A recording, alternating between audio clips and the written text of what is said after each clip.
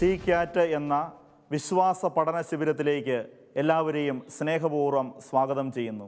ഈ എപ്പിസോഡിൽ വിശുദ്ധ ഗ്രന്ഥത്തെക്കുറിച്ചാണ് നമ്മൾ ചർച്ച നടത്തുന്നത്. വിശുദ്ധ ഗ്രന്ഥത്തെക്കുറിച്ചുള്ള ചർച്ചകൾക്കും ആധികാരിക പ്രബോധനത്തിനുമായി ഇന്ന് എത്തിയിരിക്കുന്നത് ഭാരത കത്തോലിക്ക മെത്രാൻ സമിതിയുടെ ദൈവശാസ്ത്ര കമ്മീഷൻ സെക്രട്ടറിയായ ജോസഫ് പാമ്പ്ളാനി അച്ഛനാണ്. അച്ഛനെ സ്നേഹപൂർവ്വം ഇവിടേക്ക് സ്വാഗതം ചെയ്യുന്നു. അതുപോലെ വിശ്വാസത്തിൽ പുത്തൻ അനുഭവങ്ങൾ ഉണ്ടാകുന്നതിനും സംശയ നിവാരണങ്ങൾ നടത്തുന്നതിനും വിശ്വാസം ജീവൻ്റെ തുടിപ്പുകളായി മാറുന്നതിനും വേണ്ടി ഇവിടെ എത്തിയിരിക്കുന്നത് ആലക്കോട് ഫൊറോനയിലെ KCYM പ്രവർത്തകരാണ്. നിങ്ങളെയും സ്നേഹപൂർവ്വം സ്വാഗതം ചെയ്യുന്നു. വിഷയ അവതരണത്തിനായി അച്ഛനെ സ്നേഹപൂർവ്വം സ്വാഗതം ചെയ്യുന്നു. സഭയുടെ സാർവത്രിക മതബോധന ഗ്രന്ഥം, ഇതാണ് നമ്മുടെ പഠന വിഷയം. ഇതിൻ്റെ 2-ാം അധ്യായത്തിൻ്റെ അവസാന ഭാഗമാണ് ഇന്ന് നമ്മൾ പഠിക്കുന്നത്. കഴിഞ്ഞ ക്ലാസ്സിൽ അതിൻ്റെ ആദ്യ ഭാഗം നമ്മൾ പഠിച്ചു. വിശുദ്ധ ഗ്രന്ഥം എങ്ങനെ ഉണ്ടായി, അതിൻ്റെ അടിസ്ഥാനങ്ങൾ എന്ത്. ഇന്നത്തെ ക്ലാസ്സിൽ നാം പ്രധാനമായും അതുമായി ബന്ധപ്പെട്ട് വചന വ്യാഖ്യാനം എങ്ങനെയാണ് നടത്തേണ്ടത് എന്നുള്ള കാര്യമാണ് പഠിക്കാൻ ശ്രമിക്കുക. വിശുദ്ധ ഗ്രന്ഥത്തിൻ്റെ രൂപീകരണത്തെക്കുറിച്ച് നമ്മൾ പറഞ്ഞു. പരിശുദ്ധാത്മാവിനാൽ പ്രചോദിതരായി മാനുഷിക വ്യക്തികളിലൂടെ ദൈവം നടത്തിയ രചനയാണ് വിശുദ്ധ ഗ്രന്ഥം. അത് സുദീർഘമായൊരു കാലഘട്ടത്തിൻ്റെ ചരിത്രം, ദീർഘമായ ഒരു കാലഘട്ടത്തിൻ്റെ രചനയിലൂടെ അനേകം വ്യത്യസ്ത വ്യക്തികളിലൂടെ അനേകം സ്ഥലങ്ങളിൽ വിവിധ ഭാഷകളിൽ രചിക്കപ്പെട്ടിട്ടും ഈ വിശുദ്ധ ബൈബിൾ ഒരേ സത്യത്തിൻ്റെ തുടർച്ചയായി നിലകൊള്ളുന്നതിൻ്റെ കാരണം ഇതിന് ഏക രചയിതാവായി പരിശുദ്ധാത്മാവുണ്ട് എന്നുള്ളതാണ് എന്ന് നാം മനസ്സിലാക്കി. അതുപോലെ തന്നെ നാം പഠിച്ചു, വിശുദ്ധ ബൈബിൾ എന്ന് പറയുന്നത് പഴയ നിയമത്തിലെ 46-ഉം പുതിയ നിയമത്തിലെ 27 ഗ്രന്ഥങ്ങളും അടങ്ങുന്ന 73 പുസ്തകങ്ങളുടെ സമാഹാരം. ഇത് സഭ ഔദ്യോഗികമായി അംഗീകരിച്ചതാണ്. സഭ അംഗീകരിച്ച വിശുദ്ധ ഗ്രന്ഥ പുസ്തകങ്ങളെ വിളിക്കുന്നതാണ് ബൈബിളിൻ്റെ കാനൻ എന്നും നമ്മൾ മനസ്സിലാക്കിയിട്ടുണ്ട്. തുടർന്ന് എങ്ങനെയാണ് ബൈബിൾ വ്യാഖ്യാനിക്കേണ്ടത് എന്ന്. ബൈബിൾ വ്യാഖ്യാനിക്കാൻ ബൈബിളിൻ്റെ സമഗ്രത ഉൾക്കൊള്ളണം, ബൈബിളിൻ്റെ സഭാത്മകത മനസ്സിലാക്കണം, ബൈബിള് വിശ്വാസ സത്യങ്ങളുമായുള്ള ബൈബിളിൻ്റെ പൊരുത്തം തിരിച്ചറിയണം. ഈ 3 തത്വങ്ങളും നമ്മൾ മനസ്സിലാക്കിയുണ്ടായി. ഇതേ തുടർന്നുള്ള ചോദ്യങ്ങളായിരുന്നു കഴിഞ്ഞ ക്ലാസ്സിൽ നാം ചർച്ച ചെയ്തത്. ആ ചോദ്യങ്ങൾ അന്ന് അവസാനിക്കാത്തത് കൊണ്ടാണ് വീണ്ടും ഈ ക്ലാസ്സിലേക്ക് നിങ്ങളുടെ ചോദ്യങ്ങളെ നീട്ടിയത്. തീർച്ചയായും ബൈബിൾ വ്യാഖ്യാനം എന്നുള്ളതിനെ ഊന്നൽ നൽകിയാണ് ഇന്നത്തെ ക്ലാസ്സിലെ ചോദ്യങ്ങൾ നമ്മൾ ചോദിക്കുക. ബൈബിൾ വ്യാഖ്യാനിക്കുമ്പോൾ നമ്മൾ എപ്പോഴും ശ്രദ്ധിക്കേണ്ടത് ബൈബിളിന് അക്ഷരാർത്ഥത്തിലുള്ള ഒരു വ്യാഖ്യാനമുണ്ട്. ബൈബിൾ വചനം മാംസമായി നമ്മുടെ ഇടയിൽ വസിച്ചു എന്ന് പറയുമ്പോൾ വചനം മാംസം ധരിച്ച് മനുഷ്യൻ്റെ രൂപം ധരിച്ച് നമ്മുടെ ഇടയിൽ മനുഷ്യനായി വസിച്ചു എന്ന് പറയുന്നത് അക്ഷരാർത്ഥത്തിൽ വ്യാഖ്യാനിക്കപ്പെടുന്നു. ഈശോ ജെറുസലേമിൽ നിന്ന് കാൽവരിയിലേക്ക് പോയി, അക്ഷരാർത്ഥത്തിൽ വ്യാഖ്യാനിക്കേണ്ടതാണ്. അപ്പോൾ ബൈബിൾ വ്യാഖ്യാനത്തിൽ ഒരു അക്ഷരാർത്ഥമുണ്ട്. അതുപോലെ തന്നെ ചില കാര്യങ്ങൾ ബൈബിൾ പ്രതീകാത്മകമായി പറയുന്നു. നോഹയുടെ പേടകം വലിയ ജലപ്രളയത്തിൻ്റെ നടുവിലും തകരാതെ രക്ഷയുടെ പേടകമായി നിലകൊള്ളുന്ന നോഹയുടെ പേടകം ഈശോ മിശിഹായുടെ തിരുരക്തത്താൽ രക്ഷിക്കപ്പെട്ട തിരുസഭയുടെ പ്രതീകമാണ് എന്ന് പറയുമ്പോൾ അതൊരു പ്രതീകാത്മക വ്യാഖ്യാനമാണ്, ഇല്ലേ? ചില കാര്യങ്ങൾ ആധ്യാത്മിക അർത്ഥത്തിലാണ് വ്യാഖ്യാനിക്കേണ്ടത്. വാഗ്ദാന പേടകത്തെ സ്വർഗത്തിൽ ഞാൻ കണ്ടു എന്ന് വെളിപാട് ഗ്രന്ഥകാരൻ എഴുതുമ്പോൾ അതിൻ്റെ ആധ്യാത്മിക അർത്ഥം, വാഗ്ദാന പേടകം ജെറുസലേം ദേവാലയത്തിൽ ദൈവത്തിൻ്റെ കൽപ്പനകളും വിശുദ്ധ മന്നായും സൂക്ഷിച്ച, അഹറോൻ്റെ തളിർത്ത വടി സൂക്ഷിച്ച ആ പേടകം, ആ പേടകത്തെ സ്വർഗത്തിൽ കണ്ടു എന്ന് പറയുമ്പോൾ വരാനിരിക്കുന്ന മിശിഹായെ സംവഹിക്കുന്ന പരിശുദ്ധ കന്യകാമറിയത്തിൻ്റെ പ്രതീകമാണത് എന്ന് പറയുമ്പോൾ അതൊരു ആധ്യാത്മിക വ്യാഖ്യാനമാണ് അതിനുള്ളത്. അപ്പോൾ വിശുദ്ധ ഗ്രന്ഥത്തിന് അക്ഷരാർത്ഥത്തിൽ മനസ്സിലാക്കേണ്ടതുണ്ട്, പ്രതീകാത്മകമായി മനസ്സിലാക്കേണ്ടതുണ്ട്, അതുപോലെ തന്നെ ആത്മീയ അർത്ഥത്തിൽ മനസ്സിലാക്കേണ്ട സത്യങ്ങളുണ്ട്. അതുപോലെ തന്നെ ചില കാര്യങ്ങൾ ഉപദേശ രൂപേണ നൽകുന്നു. അതിനെ ആസക്തിയോടെ സ്ത്രീയെ നോക്കുന്നവൻ അവളുമായി വ്യഭിചാരം ചെയ്തു കഴിഞ്ഞു എന്ന് ഈശോ പറയുമ്പോൾ സ്ത്രീകളോട് പുരുഷന്മാർ എത്ര കണ്ട് ആദരവോടെ പെരുമാറണം, അവരുടെ നോട്ടത്തെ പോലും തെറ്റിദ്ധരിക്കാൻ ഇടവരുത്തുന്നതാകരുത് എന്ന് ഈശോ വ്യക്തമാക്കി. 14 സെക്കൻഡിൽ കൂടുതൽ സ്ത്രീയെ നോക്കിയാൽ അത് പ്രശ്നമാണ്. ഈശോയുടെ നിലപാട് വ്യത്യസ്തമാണ്. 14 അല്ല, 1 സെക്കൻഡ് പോലും തിന്മയുടെ ലക്ഷ്യത്തോടെ ഒരു സ്ത്രീയെ നോക്കരുത്. എത്ര സെക്കൻഡ് നോക്കി എന്നല്ല, ഏത് ഉദ്ദേശത്തോടെ നോക്കി, അതിനാണ് സുവിശേഷത്തിൽ പ്രാധാന്യം കൊടുക്കുക. അതുകൊണ്ട് അത് ഒരു ധാർമ്മിക അർത്ഥം ബൈബിളിനുണ്ട്, അല്ലേ? അപ്പോൾ ഈ എല്ലാ അർത്ഥതലങ്ങളും പരിഗണിച്ചുകൊണ്ട് വേണം നമ്മൾ ബൈബിൾ പഠിക്കാൻ. ബൈബിൾ വ്യാഖ്യാനിക്കുന്നതിന് വേണ്ടി നാം ചെയ്യേണ്ടത് എന്താണ്?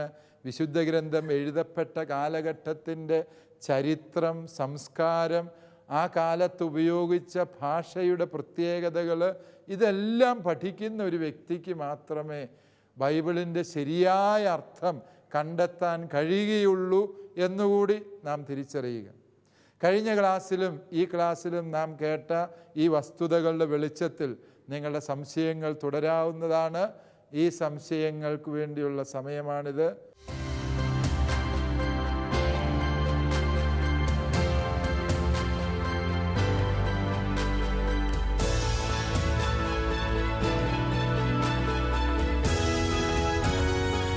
ചർച്ചകളൊക്കെ നന്നായി നടത്തിക്കാണുമല്ലോ അല്ലേ? തീർച്ചയായും സംശയങ്ങളൊക്കെ ചോദിക്കാൻ നമ്മൾ റെഡിയായിരിക്കുകയാണ്. സംശയങ്ങൾക്ക് ഉത്തരം നൽകുവാൻ വേണ്ടി ബഹുമാനപ്പെട്ട ജോസഫ് പാംബ്ലാനേച്ചനെ സ്നേഹപൂർവ്വം സ്വാഗതം ചെയ്യുന്നു. വിശുദ്ധ ഗ്രന്ഥത്തെക്കുറിച്ച് ആധികാരികമായി അച്ഛൻ നമുക്ക് പഠിപ്പിച്ചു തന്നു. തീർച്ചയായിട്ടും നമുക്ക് സംശയങ്ങളുണ്ട്. ആദ്യത്തെ സംശയങ്ങൾ ചോദിക്കുന്നത് ആരാണ്? അഞ്ജുവലാണ്. ജുവലിന് ചോദിക്കാം. വിശുദ്ധ ഗ്രന്ഥത്തെയും വിശുദ്ധ കുർബാനയും തുല്യമായി കാണണമെന്ന് മതബോധന ഗ്രന്ഥം നമ്മെ പഠിപ്പിക്കുന്നുണ്ട്. അപ്പോൾ ഈശോയുടെ സാന്നിധ്യം ഈ 2 കാര്യങ്ങളിലും ഒരുപോലെയാണോ എന്നാണ് എൻ്റെ ചോദ്യം. ആഞ്ജുവലിൻ്റെ ചോദ്യം നല്ല കനമുള്ളൊരു ചോദ്യമാണ്. വിശുദ്ധ കുർബാന, ഞാൻ ആരംഭത്തിലെ ക്ലാസ്സിൽ പറഞ്ഞു, വിശുദ്ധ ബൈബിളിനും വിശുദ്ധ കുർബാനയ്ക്കും തുല്യ ആദരവ് കൊടുക്കുന്ന പാരമ്പര്യം പൗരസ്ത്യ സഭകളിൽ വിശിഷ്യ ഉണ്ട് എന്നുള്ള വസ്തുത. എന്ന് പറഞ്ഞാൽ അതിൻ്റെ അർത്ഥം ഈ പുസ്തകത്തിനെ കൂദാശ ചെയ്യപ്പെട്ട പരിശുദ്ധ കുർബാനയ്ക്ക് തുല്യം വിലയോടെ കരുതണം എന്ന അർത്ഥത്തിലല്ല. അതിനെ ആ രീതിയിൽ മനസ്സിലാക്കിയാൽ ഒരുപക്ഷെ നമ്മൾ തെറ്റാണ് മനസ്സിലാക്കിയിരിക്കുന്നത്. മറിച്ച് ദൈവവചനത്തെ പരിശുദ്ധ കുർബാനയ്ക്ക് തുല്യം പ്രാധാന്യത്തോടെ നാം കരുതണം. കാരണം വചനം ആരാണ്? ഈശോ മിശിഹ. പരിശുദ്ധ കുർബാനയും ഈശോ എന്ന വ്യക്തിയാണ്. രണ്ടും ഈശോ എന്ന വ്യക്തി നമ്മിലേക്ക് കടന്നു വരുന്ന മാർഗങ്ങളായതിനാലാണ് ഇവ രണ്ടിനെയും ഒരേ പ്രാധാന്യത്തോടെ കരുതണം എന്ന് പറഞ്ഞത്. അതേസമയം ഈ POC ബൈബിളും നിങ്ങൾ സ്വീകരിക്കുന്ന പരിശുദ്ധ കുർബാനയും ഒരേ വിലയുള്ളതാണ് എന്ന അർത്ഥത്തിൽ ഒരു പുസ്തകത്തെയും പരിശുദ്ധ കുർബാനയും താരതമ്യം ചെയ്തേച്ചിട്ട് ഇത് രണ്ടും തുല്യമാണോ എന്ന് ചോദിച്ചാൽ പരിശുദ്ധ കുർബാന അങ്ങനെയുള്ള സാമ്യങ്ങൾക്ക് അതീതമാം വിധത്തിൽ സത്യമായും വ്യക്തിപരമായും സത്താപരമായും ദൈവമാണ് എന്നുള്ളതിനാൽ പരിശുദ്ധ കുർബാന എപ്പോഴും മഹത്വമുള്ളത്. ഇപ്പോൾ സ്വാഭാവികമായിട്ടും യുവജനങ്ങൾക്കുണ്ടാകുന്ന ഒരു ക്വസ്റ്റ്യനാണ്, വചനത്തിന് പ്രാധാന്യം കൂടുതൽ കൊടുക്കുന്നവരുണ്ട്, പരിശുദ്ധ കുർബാനയ്ക്ക് പ്രാധാന്യം കൂടുതൽ കൊടുക്കുന്നവരുണ്ട്. നമ്മൾ ഏത് വശമാണ് ഉൾക്കൊള്ളേണ്ടത്? ഇത് രണ്ടിനും പ്രാധാന്യം കൊടുക്കുന്നു. അതുകൊണ്ട് എല്ലാ റീത്തിലെയും കുർബാനക്രമങ്ങൾ നോക്കിക്കോ, ആദ്യ ഭാഗം വചന ശുശ്രൂഷയായിരിക്കും, തുടർന്ന് അപ്പം മുറിക്കൽ ശുശ്രൂഷയിലേക്ക് പ്രവേശിക്കും. അത് യഹൂദ പാരമ്പര്യം തൊട്ടേ അങ്ങനെയാണ്. യഹൂദർ സിനഗോഗിലെ ആരാധനയാണ് വചന ശുശ്രൂഷ. ദേവാലയത്തിൽ എത്തിക്കഴിയുമ്പോൾ അത് ബലിയർപ്പണമായി മാറും. ഇത് രണ്ടും കൂടി എല്ലാ കുർബാനയിലും ഉണ്ട്. ലത്തീൻ ആരാധനാക്രമത്തിലോ സിറോ മലങ്കര ആരാധനാക്രമത്തിലോ സിറോ മലബാർ ആരാധനാക്രമത്തിലാകട്ടെ ബൈസൻ്റൈൻ കോപ്റ്റിക് ഏതും നിങ്ങൾക്ക് പരിശോധിക്കാം. ഇത് രണ്ടിനും പ്രാധാന്യം. കത്തോലിക്കരാണെങ്കിൽ ഇത് രണ്ടിനും പ്രാധാന്യം കൊടുക്കും. അതേസമയം പ്രൊട്ടസ്റ്റൻ്റ് സഭകളാണെങ്കിൽ പറയും ആ അപ്പം എന്നൊക്കെ പറയുന്നത് വെറുതെയാണ്, അത് വചന ശുശ്രൂഷയാണ് പ്രാധാന്യമുള്ളത് എന്ന് പറയും. പ്രൊട്ടസ്റ്റൻ്റുകാർ കൂദാശകൾക്ക് പ്രാധാന്യമില്ലാത്തത് കൊണ്ട് അവരപ്രകാരം ഒരു നിലപാട് സ്വീകരിക്കുന്നു. അതേസമയം കത്തോലിക്കരുടെ നിലപാട് അല്ലെങ്കിൽ അപ്പസ്തോലിക സഭകളുടെ പൊതു നിലപാട് വ്യത്യസ്തമാണ്. വചനത്തിനും പരിശുദ്ധ കൂദാശയ്ക്കും ഒരുപോലെ പ്രാധാന്യം കൊടുക്കുന്നതാണ് ശരിയായ കത്തോലിക്ക ആധ്യാത്മികത. തീർച്ചയായിട്ടും ചോദിക്കാൻ എന്താണുള്ളത്? നമ്മൾ മുൻകാലഘട്ടങ്ങളിലൊക്കെ കുറച്ച് വർഷങ്ങൾക്ക് മുമ്പ് വരെയൊക്കെ നമ്മുടെ ബൈബിൾ അത്രയൊന്നും പ്രചാരത്തിൽ എല്ലാവരുടെയും കൈവശം ഉണ്ടായിരുന്ന ഒരു കാര്യമല്ലായിരുന്നു. പക്ഷേ ഇന്ന് വളരെ പ്രചാരത്തിൽ എല്ലാവരുടെയും കൈകളിലേക്ക് വചനമൊക്കെ എത്തിപ്പെട്ടിട്ടുണ്ട്. അതിൻ്റെ കൂടെ തന്നെ മൊബൈൽ ആപ്ലിക്കേഷനുകളൊക്കെ വന്നിട്ടുണ്ട്. തീർച്ചയായിട്ടും ആ വചനത്തിൻ്റെ ഈ ഒരു പ്രാധാന്യം, വിശുദ്ധ കുർബാനയോടൊപ്പമുള്ള ആ ഒരു പ്രാധാന്യം അതുകൊണ്ട് സാധാരണ ജനങ്ങളിലേക്ക് എത്തിപ്പെട്ടത് വഴി അതിൻ്റെ ആ ഒരു പവിത്രത നഷ്ടപ്പെട്ടിട്ടുണ്ടോ എന്നെനിക്കൊരു സംശയമുണ്ട്. ബൈബിളിൻ്റെ പവിത്രത എല്ലാവരും ഉപയോഗിച്ച് നഷ്ടപ്പെട്ടു പോയോ എന്ന് ആശങ്കപ്പെടേണ്ടതില്ല. കാരണം ബൈബിൾ ശരിയാം വിധത്തിൽ, ഇപ്പം നമ്മുടെ വീട്ടിൽ ബൈബിൾ ഉണ്ടായിട്ടും നമ്മൾ തിരിഞ്ഞു നോക്കാതെ അത് പൂപ്പൽ പിടിച്ചിരിക്കുകയാണ് എങ്കിൽ അതിൻ്റെ പവിത്രത നഷ്ടപ്പെട്ടു എന്ന് നമുക്ക് വേണമെങ്കിൽ പറയാം. പക്ഷേ ബൈബിൾ നമ്മുടെ കയ്യിൽ ഉണ്ടായിരിക്കുകയും നാം അത് നിരന്തരം വായിക്കുകയും ആ വായിച്ച വചനങ്ങൾ നമ്മുടെ പാദങ്ങൾക്ക് വിളക്കും വഴികളിൽ പ്രകാശവുമായി നിലകൊള്ളുന്നു എങ്കിൽ ബൈബിളിൻ്റെ പവിത്രത വർദ്ധിച്ചുകൊണ്ടേയിരിക്കും, ഇല്ലേ? അതുകൊണ്ട് ബൈബിൾ കൂടുതലായി എല്ലാവരുടെയും കൈകളിൽ എത്തുന്നതും മൊബൈലിലൂടെ ആപ്ലിക്കേഷനിലൂടെ വന്ന് തീർച്ചയായും യാത്രയിൽ പോലും നമുക്ക് ഒരു ക്ലിക്ക് കൊണ്ട് വിശുദ്ധ വചനം വായിക്കാൻ പറ്റുന്നെങ്കിൽ വളരെ നല്ല കാര്യമാണ്. ഇതെല്ലാം ഉണ്ടായിട്ടും നമ്മളിതിനെ തിരിഞ്ഞു നോക്കാതെയും ഈ വചനത്തിലെ സത്യങ്ങളെ അവഗണിച്ചും ജീവിക്കുമ്പോഴാണ് ബൈബിൾ ബഹുമാനിക്കപ്പെടാതെ പോകുന്നത്. അല്ലാതെ അതിൻ്റെ പ്രചാരമല്ല, ഇത്രയും പ്രചരിച്ചിട്ടും അത് നമ്മളെ സ്വാധീനിക്കുന്നില്ല എന്നുള്ളതാണ് ബൈബിളിനെ അപമാനിക്കുന്ന സത്യം എന്ന് തിരിച്ചറിയും. അപ്പോൾ അച്ഛൻ പറയുന്നത് മൊബൈൽ ആപ്ലിക്കേഷനുകളിലൊക്കെ വരുന്ന വചനഭാഗത്തിനും അതേ പ്രാധാന്യം തന്നെയുണ്ട് നമ്മൾ മറ്റു ബുക്കുകളിൽ വായിക്കുന്ന അല്ലെങ്കിൽ പുസ്തകത്തിൽ വചനം ബുക്കായിട്ട് വായിക്കുന്ന അതേ പ്രാധാന്യം തന്നെ ഉണ്ട് എന്നാണല്ലേ? അത് നല്ലൊരു ചോദ്യമാണ്. അതായത് ഒരു ബൈബിൾ എന്ന് പറയുന്നത് അത് പുസ്തക രൂപത്തിലായിക്കോട്ടെ, ഇപ്പോൾ ഞാൻ എന്ന വ്യക്തിക്ക് വേണേൽ ഗ്രീക്ക് ഹീബ്രു ഭാഷ അറിയാവുന്നതുകൊണ്ട് എനിക്ക് വിവർത്തനം ചെയ്യാം. ഞാൻ വിവർത്തനം ചെയ്തിട്ട് ഒരു പുസ്തകം ബൈബിളാക്കിയാൽ അത് ബൈബിളാകിയാൽ ഞാനത് വിവർത്തനം ചെയ്ത് തിരുസഭയാകുന്ന തിരുവചനത്തിൻ്റെ അധികാരത്തിന് സമർപ്പിക്കണം. സഭയാണത് പരിശോധിച്ചിട്ട് ഓക്കെ, ഇതിൽ തെറ്റുകളും കുറ്റങ്ങളുമില്ലാതെ മൂലഗ്രന്ഥത്തോട് വിശ്വസ്തത പുലർത്തുന്ന ഗ്രന്ഥമാണിത് എന്ന് അംഗീകരിക്കുന്നത് തിരുസഭയാണ്. ഏതെങ്കിലും മെത്രാൻ സമിതിയോ മെത്രാണിച്ചന്മാരോ ആണ് അപ്രകാരം അംഗീകാരം തരുന്നത്. അങ്ങനെ അംഗീകരിക്കപ്പെട്ട് കഴിഞ്ഞാൽ അത് സഭയുടെ ഔദ്യോഗിക വിശുദ്ധ ഗ്രന്ഥത്തിൻ്റെ പദവി അതിന് ലഭിക്കുന്നു. മൊബൈൽ ആപ്ലിക്കേഷനെ സംബന്ധിച്ചിടത്തോളം ഇതുതന്നെയാണ് സത്യം. ഏത് രീതിയിൽ വചനം വായിക്കുന്നതിനും സഭ എതിരല്ല. പക്ഷേ ആ നിർമ്മിക്കപ്പെട്ട വചനം മൂലകൃതിയോട് വിശ്വസ്തത പുലർത്തുന്ന രീതിയിലാണോ അല്ലയോ എന്ന് ഔദ്യോഗികമായി പറയാനുള്ള അധികാരം ആർക്കാണ്? സഭയിലെ ഏതെങ്കിലും മെത്രാൻ സമിതിക്കോ മെത്രാന്മാർക്കോ ആണ്. ആ അംഗീകാരം ഉള്ള എല്ലാ മൊബൈൽ ആപ്ലിക്കേഷൻസും നിങ്ങൾക്ക് ഉപയോഗിക്കാവുന്നു. പക്ഷേ ഒരു വ്യത്യാസം, അത് ആരാധനാക്രമത്തിൽ അപ്രകാരം ഇപ്പം കുർബാനയ്ക്കിടയ്ക്ക് മൊബൈലിൽ ഞെക്കിയിട്ട് ബൈബിൾ വായിക്കാവോ എന്ന് ചോദിച്ചിട്ടുണ്ടെങ്കിൽ അത് അതിൻ്റെ വിവേചന ബുദ്ധിയോടുകൂടി ചെയ്യുക എന്നുള്ളതേ ഉള്ളൂ. സഭ അംഗീകരിച്ചിട്ടുള്ള എല്ലാ മാർഗങ്ങളും വചനം പഠിക്കാനും ഉപയോഗിക്കാം, വചനം വായിക്കാനും ഉപയോഗിക്കാം. അപ്പം POCയുടെ ഒരു ബൈബിൾ ആപ്ലിക്കേഷൻ ഉണ്ട് ഇപ്പം, പിന്നെ വ്യാപകമായിട്ട് എല്ലാവരും ഡൗൺലോഡ് ചെയ്യുന്നതാണ്. അപ്പം അത് സഭ അംഗീകരിച്ച ഒരു ആപ്ലിക്കേഷനാണോ അത്? തീർച്ചയായും POCയുടെ ബൈബിൾ ആപ്ലിക്കേഷൻ സഭ അംഗീകരിച്ചതാണോ എന്ന് ചോദിച്ചാൽ POC എന്ന് പറഞ്ഞാൽ തന്നെ എന്താണ്? കേരള കത്തോലിക്ക മെത്രാൻ സമിതിയുടെ ആസ്ഥാനമാണ്. POCയിൽ നിന്ന് ഇറങ്ങുന്ന ഒരു കാര്യം എന്ന് പറഞ്ഞാൽ കേരളത്തിലെ KCBC, കേരള കാത്തലിക് ബിഷപ്സ് കോൺഫറൻസിൻ്റെ അംഗീകാരമുള്ള കാര്യങ്ങളെ അവിടെ നിന്ന് പുറത്തിറങ്ങുള്ളൂ. അതുകൊണ്ട് POCയിൽ നിന്ന് ഇറങ്ങുന്ന ഒരു കാര്യമാണ് എങ്കിൽ POC Bible, POC Bible app ഒക്കെ നിങ്ങൾക്ക് വിശ്വസിക്കാം, സ്വീകരിക്കാം. അത് സഭയുടെ അംഗീകാരമുള്ളതാണ്. ഇപ്പോൾ കൂടുതലായിട്ട് യുവാക്കൾക്ക് ബ്ലാക്ക് മാർസ് എന്ന് പറഞ്ഞ ഇവരുടെ കൂടുതലായിട്ട് കണ്ടുവരുന്നത്, അത് ബൈബിളുമായിട്ട് എന്തെങ്കിലും ബന്ധങ്ങളുണ്ടോ? പഴയ കാലത്ത് അത് വെച്ചിട്ട് അവരെന്തെങ്കിലും ബ്ലാക്ക് മാസിന് ബൈബിളുമായിട്ട് ബന്ധമുണ്ടോ എന്ന് ചോദിച്ചാൽ ബ്ലാക്ക് മാസുമായിട്ട് ബന്ധമില്ല. ബ്ലാക്ക് മാസിൻ്റെ അധിപനായ പിശാചിനെ കുറിച്ച് ബൈബിളിൽ പറയും. പിശാചിൻ്റെ മനുഷ്യനെ വഞ്ചിക്കാനുള്ള വിവിധങ്ങളായ തട്ടിപ്പുകളുണ്ട്. യോഹന്നാൻ്റെ സുവിശേഷം 8:44 മുതൽ പറയുന്നുണ്ട്, അവൻ ആദ്യം മുതലേ നുണയനും എല്ലാ നുണയന്മാരുടെയും പിതാവാന്ന് പറയുന്നു, അല്ലേ? പിശാച് മനുഷ്യരക്ഷയ്ക്ക് വേണ്ടി ഈശോമിശിഹ സ്ഥാപിച്ച രക്ഷാകര രഹസ്യങ്ങളെ തിന്മയുടെ ലക്ഷ്യങ്ങൾക്ക് വേണ്ടി ദുരുപയോഗിക്കുക എന്ന് പറയുന്നത് സാത്താൻ്റെ സ്വഭാവമാണ്. അപ്രകാരമാണ് സാത്താൻ ഈ കറുത്ത കുർബാന അഥവാ ബ്ലാക്ക് മാസിനെ ഉപയോഗിക്കുന്നത്. കത്തോലിക്ക ദേവാലയങ്ങളിലെ പരിശുദ്ധ കുർബാന മോഷ്ടിച്ചു കൊണ്ടുപോയി അതിനെ അപമാനിക്കുന്ന രീതിയിലുള്ള സാത്താൻ സ്തുതിപ്പുകൾ നടത്തുകയും തുടർന്ന് അശുദ്ധ പാപങ്ങൾ അനുവർത്തിക്കുകയും ചെയ്യുന്ന ഒരു സാത്താൻ ആരാധനാക്രമമാണ് കറുത്ത കുർബാന എന്ന് പറയുക. അതേക്കുറിച്ച് ബൈബിളിലില്ല, ബൈബിളിൽ ഒരു അടിസ്ഥാനവും ഇല്ല. പക്ഷെ അത് സാത്താൻ്റെ പ്രവൃത്തിയാകയാൽ അതിനെ കുറിച്ചുള്ള സൂചന ബൈബിളിലുണ്ട് എന്ന് പറയും.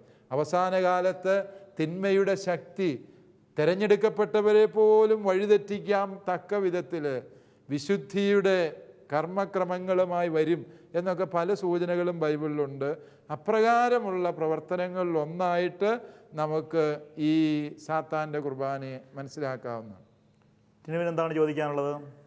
പഴയ നിയമത്തിലെ 46 പുസ്തകങ്ങളും പുതിയ നിയമത്തിലെ 27 പുസ്തകങ്ങളും ദൈവനിവേശിത ലിഖിതങ്ങളായി സഭ അംഗീകരിച്ചിട്ടുണ്ട്.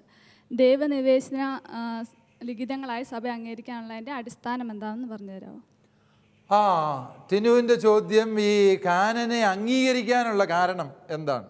ഒന്ന്, ഞാൻ പറഞ്ഞു, അത് എഴുതപ്പെട്ട കാലഘട്ടം, പ്രവാചക സാക്ഷ്യം, അപ്പസ്തോലിക സാക്ഷ്യം ഉണ്ട് എന്ന് നമ്മൾ വ്യക്തമാക്കി. രണ്ടാമതായി, ഇങ്ങനെ എഴുതപ്പെട്ട ഗ്രന്ഥങ്ങളിൽ നിന്ന് ഗ്രന്ഥങ്ങൾ അപ്പം മുറിക്കൽ ശുശ്രൂഷയിൽ, പരിശുദ്ധ കുർബാനയിൽ ഇങ്ങനെ വായിച്ചുകൊണ്ടേയിരുന്നു. ചില വായനകളിലൂടെ അവർക്ക് മനസ്സിലായി ആ വായനകൾ അവരുടെ ഹൃദയത്തെ തൊടുന്നതും പരിശുദ്ധാരൂപിയുടെ പ്രവൃത്തിയുള്ളതും മാനസാന്തരത്തിലേക്ക് നയിക്കാൻ പര്യാപ്തവുമായ വായനകളാണത് എന്നവർക്ക് മനസ്സിലായി. അപ്രകാരം ജനങ്ങളുടെ മുൻപിൽ സ്വീകാര്യത കിട്ടിയ ഗ്രന്ഥങ്ങളാണ് തുടർന്ന് വായിക്കപ്പെട്ടത്. നമുക്കറിയാം, 1-ാം നൂറ്റാണ്ടിൽ 2-ാം നൂറ്റാണ്ടിൻ്റെ ആരംഭഘട്ടങ്ങളിൽ തൊട്ട് വായന തുടങ്ങി 3-ാം നൂറ്റാണ്ട് 4-ാം നൂറ്റാണ്ട് വരെയും ഇത് വായിച്ചു. 150 കൊല്ലം കൊണ്ട് കുറേ ഗ്രന്ഥങ്ങൾ അപ്രസക്തമായി പുറത്തുപോയി. അതിനാൽ തന്നെ പുറത്തുപോയി, ജനം തന്നെ തള്ളിക്കളഞ്ഞു.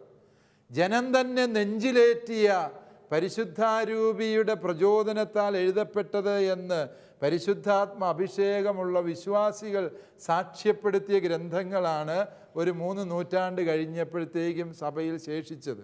ആ ഗ്രന്ഥങ്ങളിൽ നിന്ന് തന്നെ പരിശുദ്ധാത്മാവിനാൽ പ്രചോദിതനായി ദമാസൂസ് ഒന്നാമൻ എന്ന മാർപ്പാപ്പയാണ് 73 ഗ്രന്ഥങ്ങളുള്ള ബൈബിളിൻ്റെ കാനൻ രൂപീകരിച്ചത്.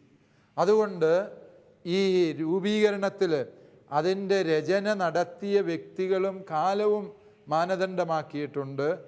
ഈ രചനകൾ വിശ്വാസി സമൂഹത്തിൽ ഉളവാക്കിയ ദൈവാനുഭവങ്ങളെ മാനദണ്ഡമാക്കിയിട്ടുണ്ട്. 3, സഭയുടെ ശ്ലൈഹിക അധികാരത്തിന് ദൈവം കൊടുത്ത വെളിപാടിൻ്റെ വെളിച്ചം ഈ കാനൻ്റെ രൂപീകരണത്തിന് നിമിത്തമായിട്ടുണ്ട്.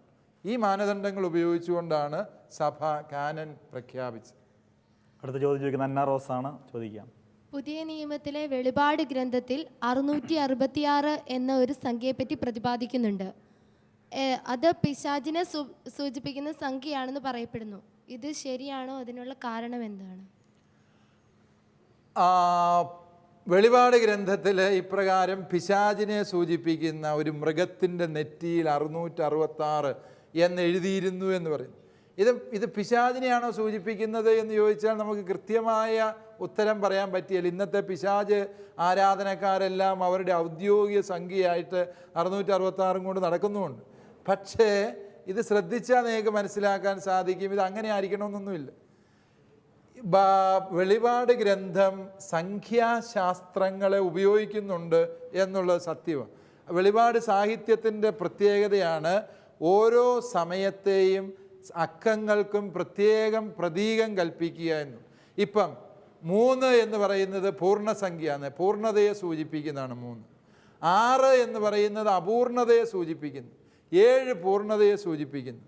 അപ്പോൾ ഈ പൂർണ്ണതയെ സൂചിപ്പിക്കുന്ന 3, അപൂർണതയെ സൂചിപ്പിക്കുന്ന 6, 3 തവണ എഴുതിയപ്പോൾ അതിൻ്റെ അർത്ഥം എന്താ? അപൂർണതയുടെ പൂർണ്ണത എന്നൊരർത്ഥം കിട്ടി അല്ലേ? അതായത് സർവ്വ തിന്മയുടെയും പൂർണ്ണത. ആ അർത്ഥത്തിൽ വേണമെങ്കിൽ അതിനെന്തെന്ന് വിളിക്കാം? സർവ്വ തിന്മയുടെയും പൂർണ്ണതയായ ശക്തിയാണ് നമ്മൾ എന്ത് വിളിക്കുക? പിശാച് എന്ന് വിളിക്കുക അല്ലേ?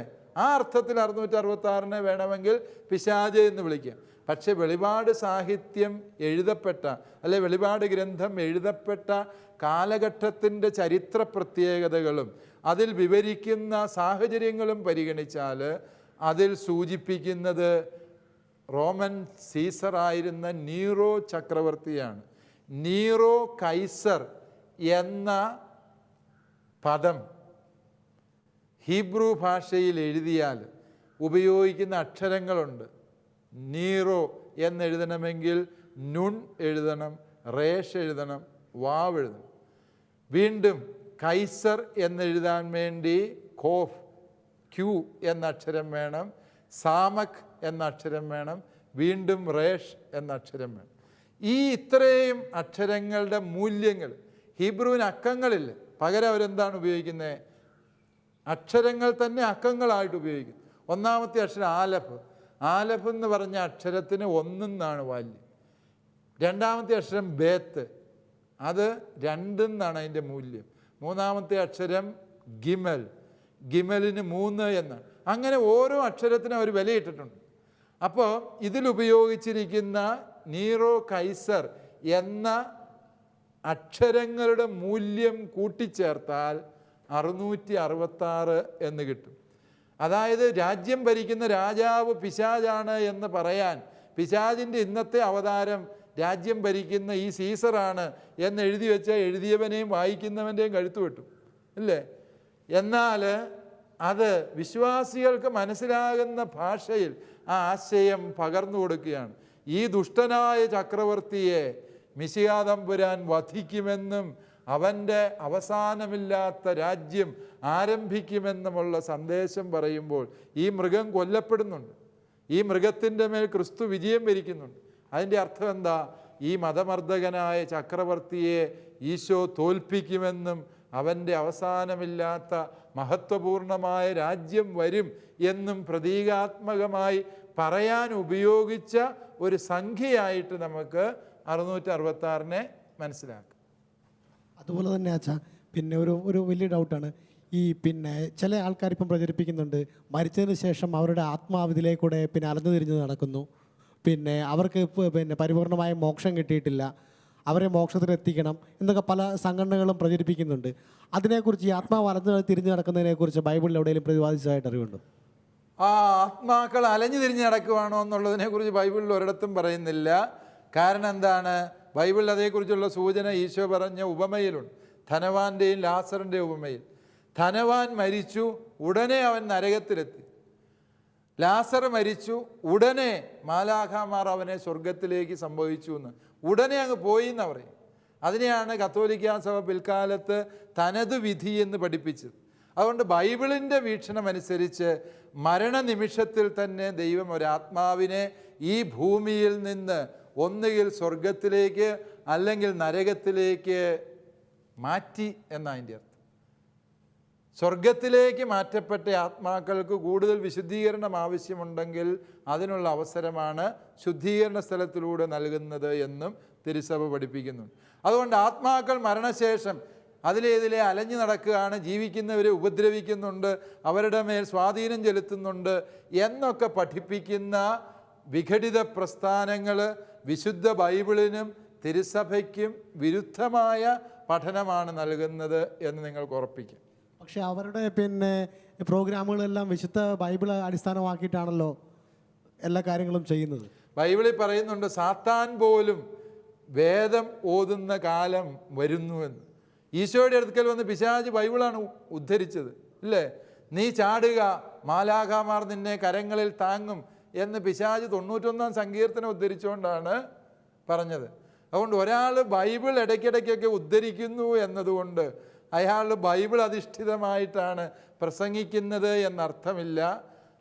അത് ബൈബിൾ അധിഷ്ഠിതമാണ് ഒരു പ്രസംഗമെങ്കിൽ വിശുദ്ധ ഗ്രന്ഥത്തിൻ്റെ സമഗ്രത അതിലുണ്ടാവണം. എല്ലാ ഗ്രന്ഥങ്ങളും തമ്മിലുള്ള ബന്ധത്തെ മനസ്സിലാക്കണം. ഇത് തിരുസഭയ്ക്ക് നൽകപ്പെട്ടതായതിനാൽ സഭാ പ്രബോധനങ്ങളോട് ഒത്തുപോകുന്നതായിരിക്കണം വിശുദ്ധ ഗ്രന്ഥത്തിൻ്റെ വ്യാഖ്യാനം, അല്ലാത്തതെല്ലാം തെറ്റായ വ്യാഖ്യാനം. വിശുദ്ധ ബൈബിളിനെ കുറിച്ചായിരുന്നു നമ്മൾ ഈ കഴിഞ്ഞ 2 ക്ലാസ്സുകളിലായിട്ട് പഠിക്കാൻ ശ്രമിച്ചത്. വിശുദ്ധ ബൈബിൾ എന്ന് പറഞ്ഞാൽ അത് ദൈവത്തിൻ്റെ വെളിപാടിൻ്റെ ലിഖിത രൂപമാണ് എന്ന് നാം മനസ്സിലാക്കി. ഈ ലിഖിത രൂപം 3 യാഥാർത്ഥ്യങ്ങളുമായി ബന്ധപ്പെട്ടതാണ്. ഒന്ന്, ഈ ലിഖിത രൂപം ദൈവനിവേശിതമാണ് എന്ന് പറഞ്ഞാൽ പരിശുദ്ധാത്മ കൃപയാൽ പ്രചോദിതമായി എഴുതപ്പെട്ടതാണ്. 2, ഈ വിശുദ്ധ ഗ്രന്ഥത്തിലെ പുസ്തകങ്ങൾക്ക് പരിശുദ്ധാത്മാവ് നയിക്കുന്ന തിരുസഭയുടെ ഔദ്യോഗിക അംഗീകാരമുണ്ട്. ആ അംഗീകാരത്തിനാണ് ബൈബിളിൻ്റെ കാനൻ എന്ന് പറയുക. അങ്ങനെ 73 പുസ്തകങ്ങൾ അടങ്ങിയ കാനനാണ് വിശുദ്ധ ബൈബിളായി രൂപം കൊണ്ടിട്ടുള്ളത് എന്ന സത്യം. അവസാനമായി നാം പഠിച്ചു, ഈ വിശുദ്ധ ഗ്രന്ഥം സഭയെ ദൈവം ഭരമേൽപ്പിച്ചിട്ടുള്ളതിനാൽ ഇത് സഭയോട് ചേർന്നാണ് ഈ വചനത്തെ നാം സ്വീകരിക്കേണ്ടതും വായിക്കേണ്ടതും വ്യാഖ്യാനിക്കേണ്ടതും എന്നുള്ള സത്യം. അതുകൊണ്ട് വിശുദ്ധ ബൈബിളിനെ കുറിച്ചുള്ള മതബോധന ഗ്രന്ഥത്തിൻ്റെ ഈ പ്രബോധനം സ്വീകരിക്കുക എന്നത് ഈ കാലഘട്ടത്തിൽ ഏറ്റവും പ്രസക്തമായ വസ്തുതയാണ്. വിശിഷ്യ അനേകം വിഘടിത ഗ്രൂപ്പുകൾ സഭാവിരുദ്ധ വ്യാഖ്യാനങ്ങൾ, വിശ്വാസ സത്യങ്ങളെ നിഷേധിക്കുന്ന തരത്തിലുള്ള വ്യാഖ്യാനങ്ങൾ ഉയർത്തുമ്പോൾ ഈ സാർവത്രിക മതബോധന ഗ്രന്ഥം നൽകുന്ന വിശുദ്ധ ഗ്രന്ഥ ദർശനത്തിൻ്റെ കാലിക പ്രസക്തി വർദ്ധിച്ചുകൊണ്ടിരിക്കുന്നു എന്ന സത്യം കൂടി നാം മനസ്സിലാക്കണം. To the producer, CCAT Shalom Television, Peruvannamuzhi PO, Kozhikode, pincode 673528. പ്രിയ പ്രേക്ഷകരെ, അടുത്ത എപ്പിസോഡിൽ പുതിയ അധ്യായവുമായി കടന്നു വരുന്നവരെ പ്രാർത്ഥനാപൂർവ്വം നമുക്ക് കാത്തിരിക്കാം.